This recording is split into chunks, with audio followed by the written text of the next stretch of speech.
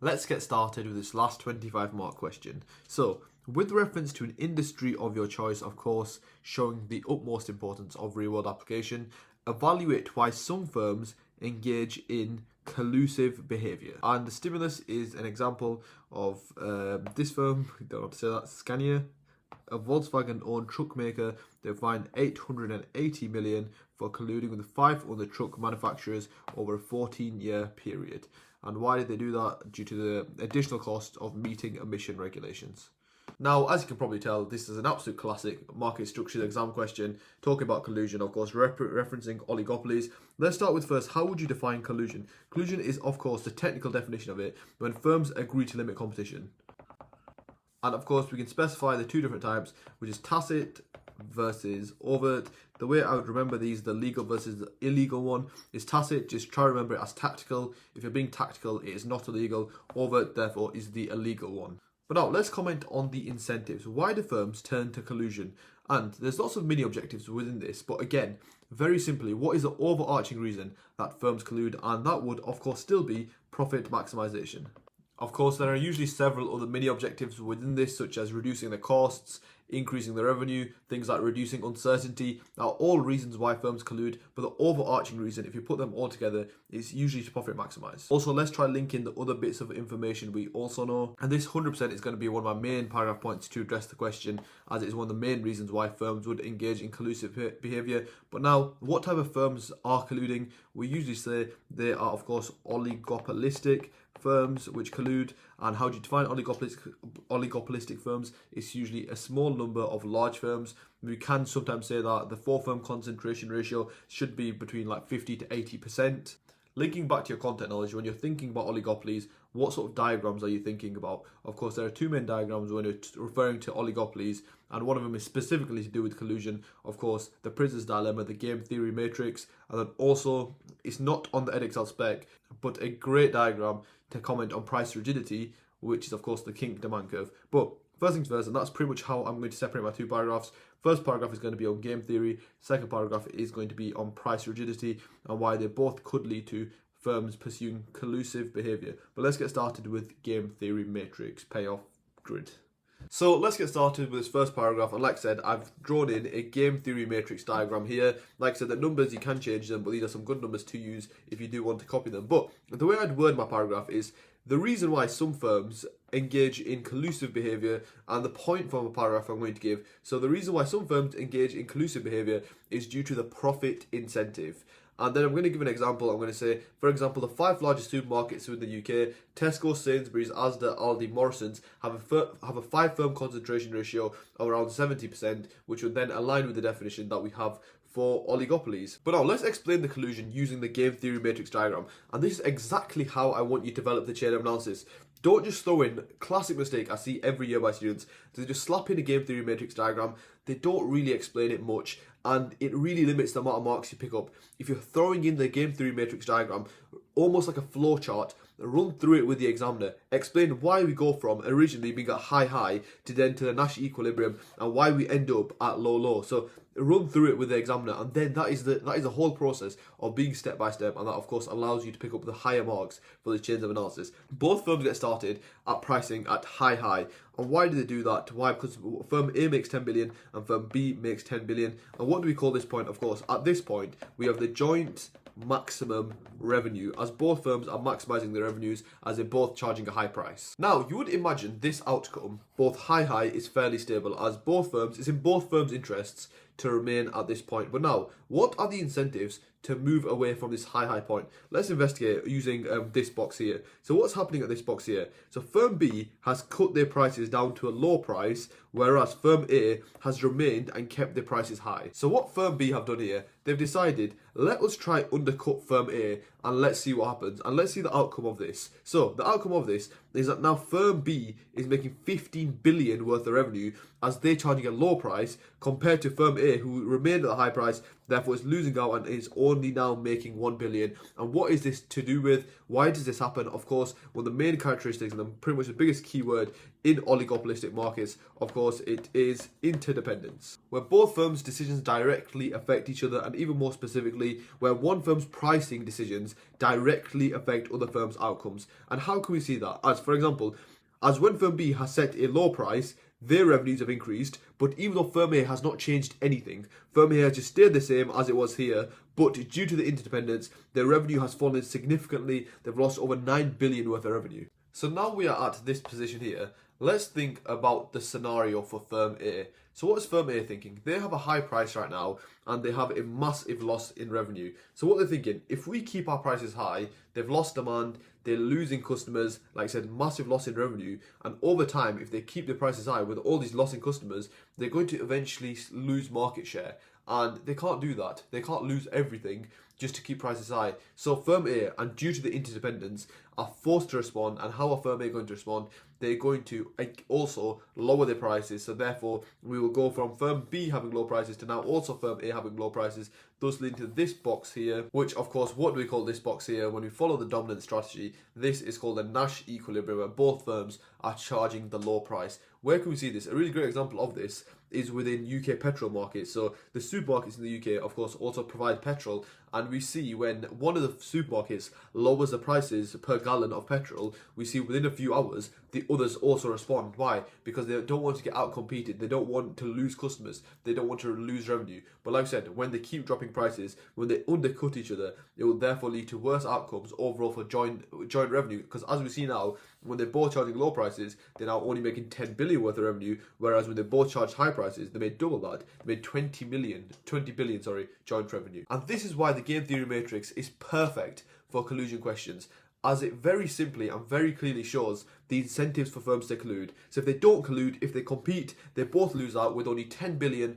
worth of joint revenue, whereas if they collude, they can therefore achieve the joint maximum revenue, which is 20 billion in this scenario. And remember, if they're colluding, they also remove the chance of the other firm undercutting. As why? They've made a deal. They made a deal that they're both going to set at this high price. So theoretically, they can sustain this high level of revenue and these high prices. So therefore, what does this show? Due to the profit incentives, firms agree to limit competition, they agree to collude, as in the end of the day, it leads to maximum revenue for both firms rather than both firms losing out. Now, of course, in your chain of analysis, make sure to add in the examples. So like I said, supermarkets is a great one, even networks in the UK, so EE or 2, whenever one of these firms drops their prices of their contracts, they usually, the other firms follow. Why? Because like I said, they can't lose out on the customers. The interdependence means they have to change that low outcome. And then other examples like UK airlines, things like Ryanair versus Jet2, both budget airlines. When one of them drops a price, for example, from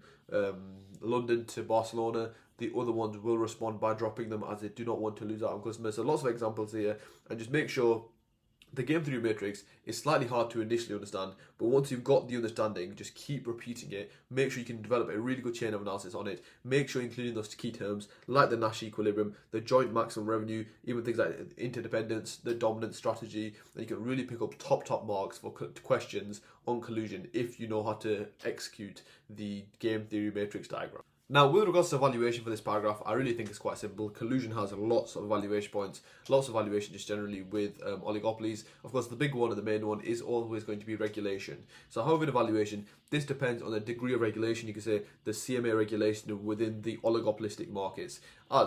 Despite both firms being at the Nash equilibrium, despite both firms having a low outcome, they may not collude. Why is that? As they may fear CMA regulations, they may fear the name and the shame, they may fear getting named and shamed by the CMA by receiving these large fines. Thus, this may deter them from colluding and setting prices at high. When the CMA fines firms and they name and shame the firm, it can actually lead to quite bad outcomes for the firms. As for example, if they have ethical consumers, if they have consumers who have elastic PEDs, they could decrease their demand from the firm. As for example, they feel like they were being exploited. As for example, a great example of it when Starbucks, it's a bit different, but Starbucks were seen avoiding tax within the UK, I believe, and we saw a massive decrease in the quantity demanded from Starbucks as consumers felt it wasn't ethical for Starbucks to not pay tax in the country they're operating in. Therefore, things like that, things like CMA fines, can actually deter. Things like being caught colluding things like being caught colluding can definitely act as a deterrence for firms. So with oligopolies and specifically collusion here, I think there are an ample amount of evaluation points. But let's get started with the biggest one, which of course is going to be on regulation. So however in evaluation, this depends on the degree of CMA regulation. As if the regulatory bodies find firms colluding, they will name and shame them, and also they will receive fines. This could therefore act as a deterrence from firms. Instead of moving from the Nash equilibrium towards colluding, they may just stay at the Nash equilibrium and therefore not collude. For example, the fine they gain from the CMA could do them more damage than the revenue they possibly gain from colluding, and also being named and shamed.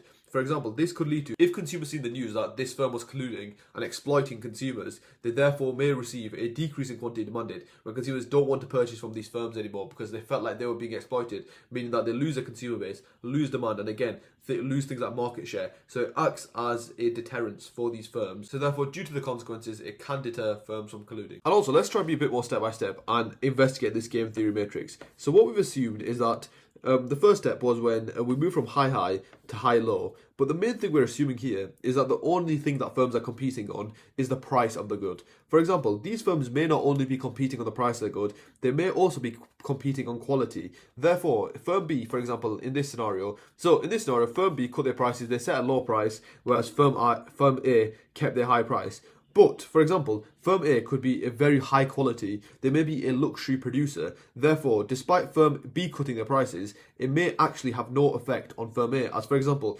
consumers may go to firm A due to their high quality, due to their luxury goods, instead of their price. So getting started with the second paragraph, like we said, this is going to be on the kinked demand curve, so let's of course start by sketching out the kinked demand curve.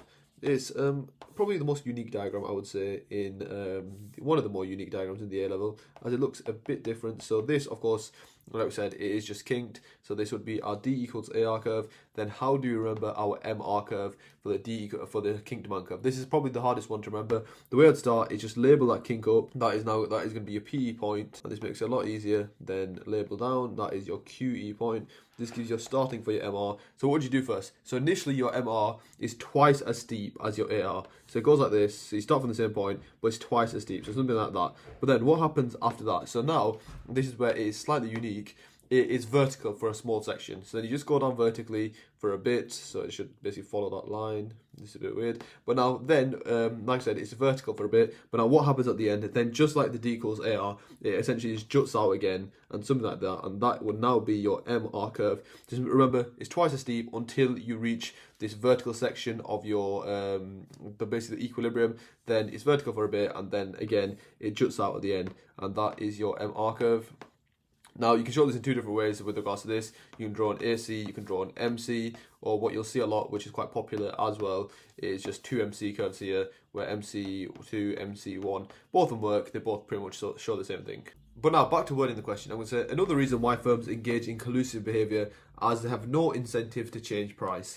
And that is represented by the kinked demand curve. And why is that represented by the kinked demand curve? Let's get started. So we're going to split this D equals AR curve into two separate sections. So we start with this initial section, which we call it is elastic. So back to the question, the way I'd word this paragraph, another reason why firms engage in collusive behaviour, as firms have no incentive to change prices. And now we're going to prove why firms have no incentive to change prices using the kinked demand curve. Let's get started. If a firm increases prices. So great example to use with oligopolies, just for understanding, is Coke versus Pepsi. So let's say, for example, Coke want to increase prices, and let's see what happens. So we say Coke increase prices to P1 here. Let's see what happens to quantity demanded now.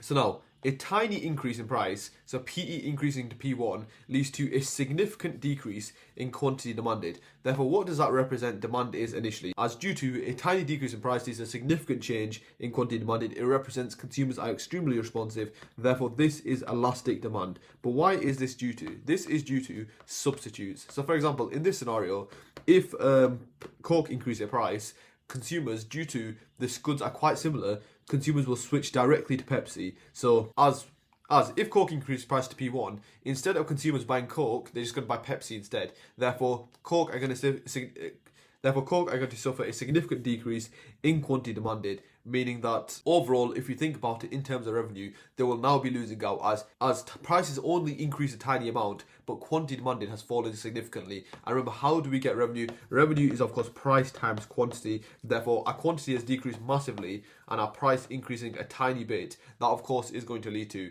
a decrease in revenue overall. I actually have a full in-depth video on oligopolies. I think it's literally called the Kinked demand curve. It gives the explanation a bit better if you would like to watch that.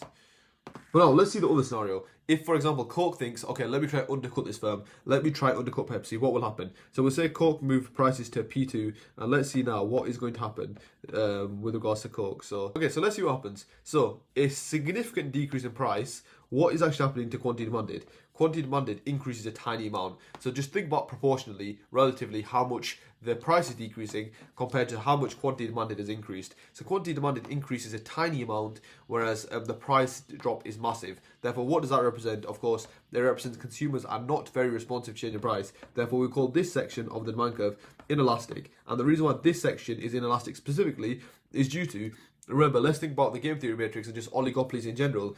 If Coke decide to decrease price from PE to P2, Pepsi are forced to do what? Due to the interdependence, Pepsi are forced to also decrease prices, as that's why we only see a small increase in quantity demanded, as Pepsi are forced to do the exact same thing. They also have to now lower prices to P2 in response to Coke, and so the reason why this section of the demand curve is inelastic is due to interdependence. And the main thing here, again, what is happening to total revenue overall? Total revenue, again, what's happening? So we've had a massive decrease in price and quantity demand is only increase a tiny amount. Therefore, again, total revenue is decreasing. So therefore, that's pretty much how I'd explain in this chain of analysis why oligopolies have no incentive to change price and why they're price rigid, or you might hear price stickiness around this equilibrium point. As if they increase prices, what do you say? They have elastic demand due to substitutes, and if they decrease prices, they have inelastic demand due to interdependence. They lose out on revenue in both scenarios. Therefore, they are rigid, they are price stable around this equilibrium point. But now, why does this link to the question, why does this lead to collusion? And I would say this leads to more tacit collusion, so the non-illegal collusion. Why is that? As for example, if you think about the petrol market within the UK, Asda is usually the leader of the petrol market. They're the price leader. And what happens, and what we see with the real price data and in terms of real fuel prices, whenever Asda change their price, Tesco, Morrison, Sainsbury's, they all in real terms, in real time, as soon as possible, they try to change their price to follow Asda's price, as why they are the price leader, and therefore it leads to Asda's price stability around Asda's price, that oligopolies do not change price, and they lead to the stable tacit collusion price. So in summary, firms have no incentive to either increase or decrease price. This leads to price leadership where firms tacitly collude and just follow the price leader. Yeah, so with regards to valuation, we went through most of the evaluation points in the first paragraph. You could, of course, talk about how collusion is unstable, it's very likely to break down, cartels are likely to break down, talk about the long run versus the short run, talk about it depends on non-price factors, or firms could be competing. You could talk about things like dynamic efficiency, how it affects consumers, lots of different evaluation points here, but we will leave it there. So that's how to tackle this 25-mark question on collusion. That is 2019 paper 1 done. This paper took me an incredible amount of time. In my opinion, I think this is definitely one of the more difficult papers in the exam series. It's kind of represented by the grade boundaries also. But yeah, it's a bit of a trickier paper, so a really good one for revision. And hopefully, any questions, make sure to leave it down in the comments. Make sure you do check out, hopefully it's up by now, udoecon.com website. Hopefully by this time, it's one of the biggest economics websites out there. But yeah, thank you for watching.